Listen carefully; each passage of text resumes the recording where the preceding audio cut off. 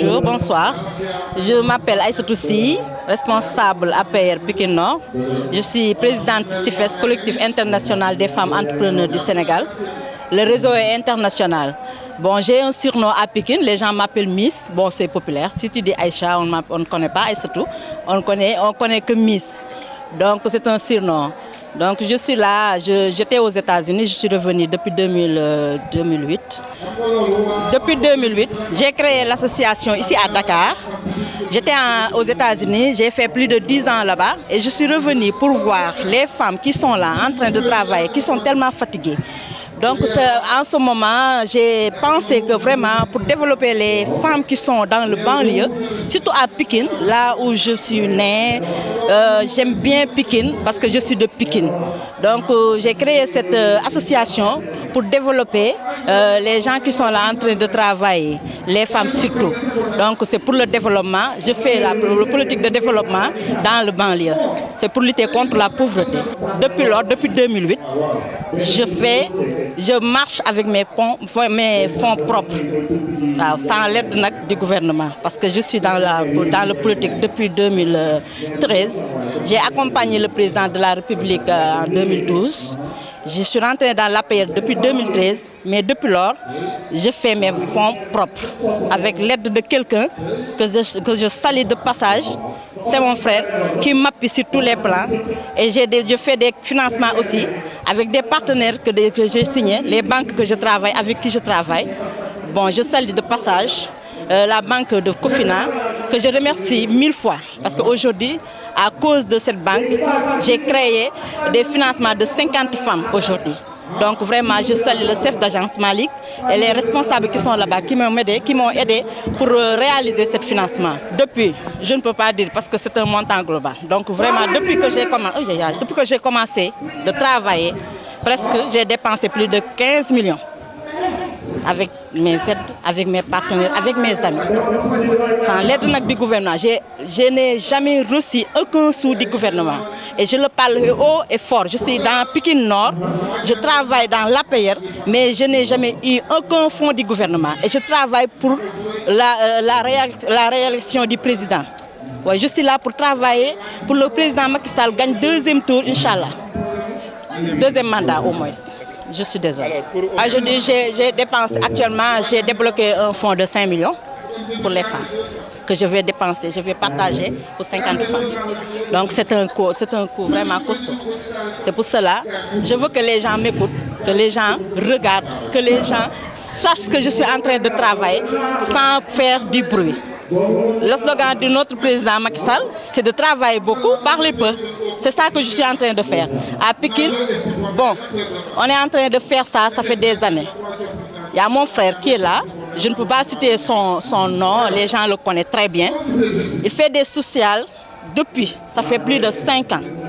On fait du social dans notre maison, notre famille. Chaque fin du mois, chaque fête de Korité, chaque tabaski, on donne des sacs de riz, des denrées alimentaires, des moutons. Des gens qui sont là savent que je suis en train de dire la vérité. Donc, à cause de ça, vraiment, je me suis dit que pourquoi pas de ne pas rentrer dans l'APR parce qu'il y a des gens qui sont là, qui me disent, qui viennent tout le temps me faire part de leurs problèmes, que je règle en discrétion. Donc c'est pour cela que je me suis dit que je vais rentrer dans l'APR pour aider les femmes qui sont là. Je veux que le président sache que les femmes de Pikine Nord souffrent, la banlieue souffre, les Pikinois souffrent. Les gens qui sont là, je ne cite personne. Je ne cite personne. Mais il y a des responsables qui sont là, qui travaillent pour eux-mêmes, mais sans descendre les trucs dans le bas. Vraiment, il y a des gens qui sont fatigués. Ouais. Donc c'est pour cela que je me suis dit que je suis vraiment engagée et je ne reculerai jamais. Je vais m'engager pour aider les femmes qui sont derrière moi pour lutter contre la pauvreté et c'est Dieu qui va m'accompagner, Inch'Allah. Bon, salam alaikum. Ku ci nek ma ngi len di nuyu ci sen tour ak sen sant di jégalu nak ci yéexaay bi amna sonu ngeen. Donc ñun man maa ngi fii maa ngi tudd Aïssatou Sy ñi ngi may wax Aïssa ñi ngi di wax Miss donc responsable APR la Pikine Nord yore présidente association CIFES ba nga xamee ne maa ngi ko créé depuis 2008 plus de 500 femmes ñi ngi sama ginnaaw maa ngi liggéey association bi dama ko élargir c'est partout dans le monde entier le réseau international parce que j'étais aux États-Unis maa ngi woon États-Unis ba ma ñibbisee la santé jigéen ñi li ñuy sonn ma ni pourquoi pas xool nu ma mën a jàppalee jigéen ñi banlieue bi nag nit ñi sonn nañ looloo tax nag ma jóg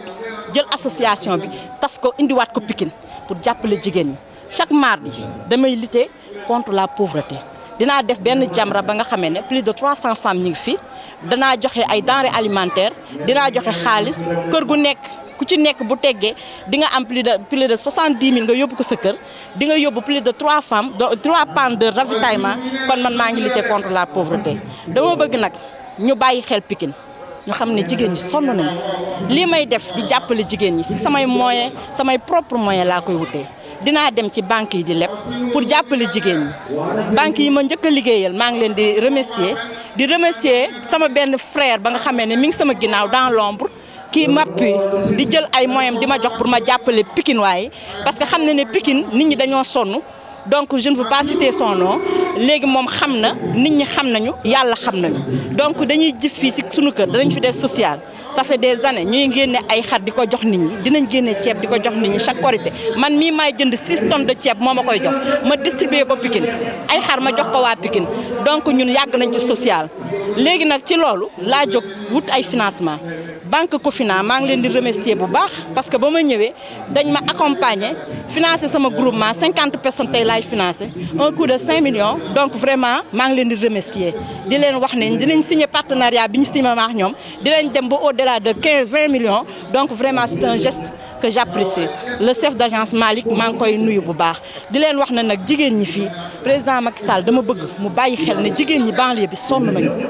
ñi nga xamee ne ñi ngi fi di liggéey du ma cité mais ñi fiy liggéey bi wàccu ci base yi ñun bu kii jotee événement jotee may jël samay moyen bopp dem mobiliser samay nit jëndal leen ay yére jox leen transport ñu dem loolu yëpp ci bëgg président Macky Sall pour mu gagner premier tour incha allah 2019 bu ñu yeggee février ñu ne oui 65% président Macky Sall loolu lay ñaan yàlla moo tax ma taxaw di ko jàppale ku ma xam na ne président Macky Sall dama koo bëgg ba jeex bëgg Marème Faye Sall donc ci loolu maa ngi leen di woo di leen lancer un appel ñu gëstu waa Pikine surtout Pikine Nord nañ leen gëstu jàppale leen xam ne ñi ngi liggéey pour président ñi fi nekk ñëpp tey APR lañ donc lii su ma koy def du fii rek partout laay dem di financer ay nit pour xëcc leen ñu dugg dans l'APR kon vraiment man daal maa ngi liggéey président bëgg naa ñu xam li may liggéey nag ci Pikine je vous remercie merci beaucoup. Soxna Jonn laa tudd waaw fii laa juddoo fii laa yaroo. tey ngeen di jot ay financement ci. tey jii ñuy fas yéene jot ay financement waaw ndax ginnaaw yàlla yonent bi dañu taxawaloon leket googu ñuy def jamra boobu yàlla dogal chaque mardi kenn ku ci nekk mu indi 1100 ak produit bu mu am ci biir loolu ñuy dem di dem fekk avant loolu woote nañu fii ndaje moo xam ni miis si dëkk fii ci Pikine Nord woo ñu ngir ndimbalu jaboot ñu nekk ak moom ci koñ bi yaayam dinu jàppale baayam dinu jàppale ba génn àdduna moom mu jóge fi dem bitim réew bi mu ñëwee gis koñ bi yëngatuwun ci dara mu wooñu ni nu ñoon day wax dëgg yàlla damaa gis ci koñ bi defu leen dara yëngatuwu leen ci dara te bu ma sañoon ma yiir leen uuf leen jàppale leen ñu def développement boobu moo jur ñu former fii benn GIE pour affaire leket gi ci jamra bi chaque mardi ñuy joxe 1100 ak lu waay am joxe boobu ñu koy def di ko def ba mu yàgg nag ci la dugg defal ñu financement bi tey nga xam ne tey moom la jóg pour jàppaleenu ko kenn ku nekk dina am 60 000 loolu lim ñu mën a jariñ mooy comme femme entrepreneuriat xeebuñu gerte caaf xeebuñu gejj xeebuñu yéet xeebuñu lépp loo xam ne daal minan ci mën a développer pour sunu njaboot ndax Pikine Nord fii la ñu juddoo fii la ñu yaroo te biñ fi nekkee ba tey politicien bu ne ñëw na fi ak politicien bu ne sunu doole yëpp dañ koo jeexal ci politique te amuñu ci dara moom bi mu ñëwee fii nekk ci koñ bi juddoo fi yaroo fi bi mu ñëwee tey la gis loolu lépp metti ñu toog ak moom ni ko ñun dimbal la nu bëgg ndaxte daw na nu guddi daw na nu bëccëg yanu nanu ay pancarte fun ñu woo ñu ñëw fa mais gisuñu sunu bopp ci affaire politique bi ba tax na bëggoon nanu daal nga taxaw jàppale nu loolu moo tax tey jii mu jàppale nu ba nu egsi fii ñu di ko sant nag di ko gërëm waaw xam ne lii mu ñu sémbal ñu ngi ñaan yàlla ñu dem ba am ci lépp loo xam ne bëgg nañ ko ci kàntanu yàlla ak yërëmandem jërë ngeen jëf. ñaari waajur di sant nag miis ndax miis dafa dëkk ci koñ bi yoroo ci koñ bi màgg ci koñ bi am taraangaam boo ko yàlla joxee taraangaam mën na ko féete leneen waaye fa ne ci koñ bi ma dëkk lu ma am ci koñ bi laa koy def ñu ci sant yàlla baax ndax nit ki am na xaalisam te bu ko neexee mañ ko def